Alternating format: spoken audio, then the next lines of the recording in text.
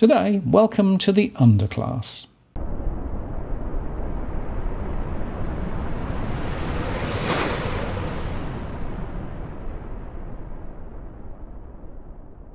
Australia is creating an underclass of exploited farm workers unable to speak up, according to Abdul Rizvi, a PhD candidate at the University of Melbourne, who wrote in The Conversation, "As a senior official in Australia's immigration department in the late 1990s, I frequently met counterparts in Europe and North America who were exasperated by their inability to make headway against the exploitation and abuse of hundreds of thousands of migrant farm workers.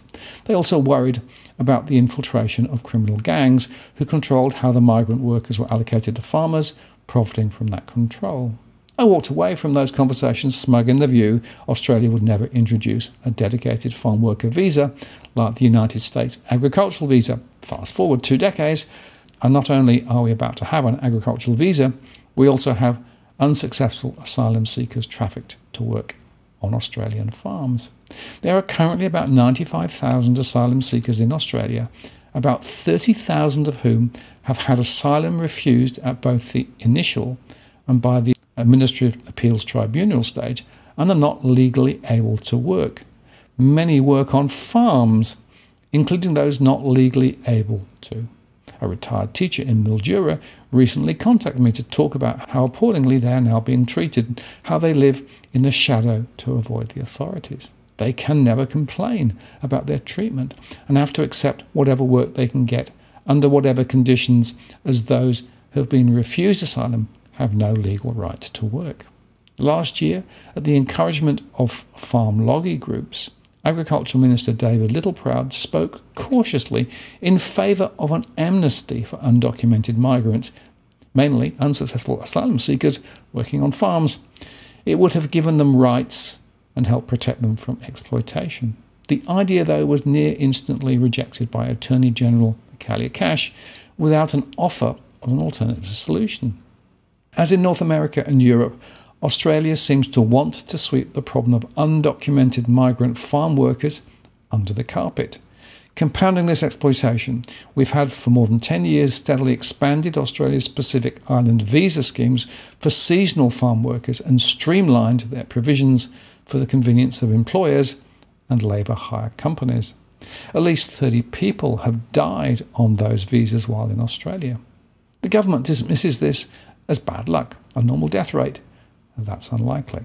If working holiday makers or students had been dying at such a rate, there would have been more than 1,000 working holiday maker deaths in the last 10 years and more than 1,400 student deaths. But in the last 12 months, more than 1,000 Pacific Island visa holders have absconded from their employers in the face of exploitation and abuse.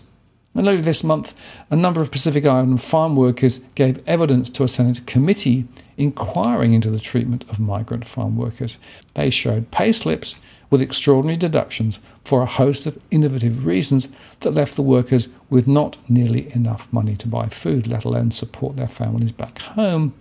And how did the government respond? It issued warnings to these workers not to abscond. It is threatening the workers who gave evidence with deportation. The government in 2019 promised legislation to address exploitation in response to recommendations of its own migrant worker task force. The very weak draft legislation it developed for construction, which employer bodies sought to water down, will now not be passed ahead of the election. Even if the legislation did proceed, the Fair Work Ombudsman would not have enough resources to enforce it. The FWO is drowning in its current workload. Experience overseas shows that even strong and well-resourced regulations have failed to make much impact on the exploitation of migrant farm workers. In the second half of 2021, the government announced a new agricultural visa for people from nearby Asian countries. The regulations for this visa were introduced in September 2021. Littleproud described this visa as a landmark reform to Australia's agriculture industry, while Foreign Minister Marise Payne said it would build on the strong performance of the Pacific Islands seasonal worker visas. Both ministers seem to think Australia can somehow avoid the near slavery-like conditions experienced for decades by migrant farm workers elsewhere, by eventually giving these workers, but not the Pacific Island workers, a pathway to permanent migration. They could not be more wrong.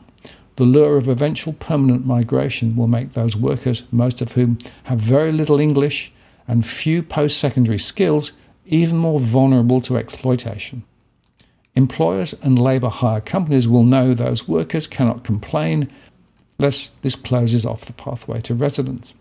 And it's not surprising the Department of Home Affairs is struggling to identify how this pathway will work, while the countries with which Australia is trying to reach an agreement are reluctant to sign up to putting their citizens in a vulnerable position. Even more important is that these visas entrench the views there are some jobs Australians won't do, fundamentally changing the nature of Australian society. Once accepted, industry will press for an ever-widening range of low-skilled and low-paid jobs to have their own dedicated visa: meat workers, cleaners, shelf-stackers, hotel keepers, housekeepers in hotels. The list is, well, endless. Rather than sleepwalking into this change to Australian society, he says, shouldn't we be debating this ahead of the election? Well, I think we certainly should be, because this is another sign that the migration question is one that is not fully understood at the moment. And bringing more people in to do poorly paid work, and indeed work that would not be acceptable to people living in Australia already, is deeply problematic. If we really are going to drive our economy forward, we need a completely different way of thinking about who is paid for doing what. I'm Martin North from Digital Finance Analytics. Many thanks for watching, and I'll see you again next time.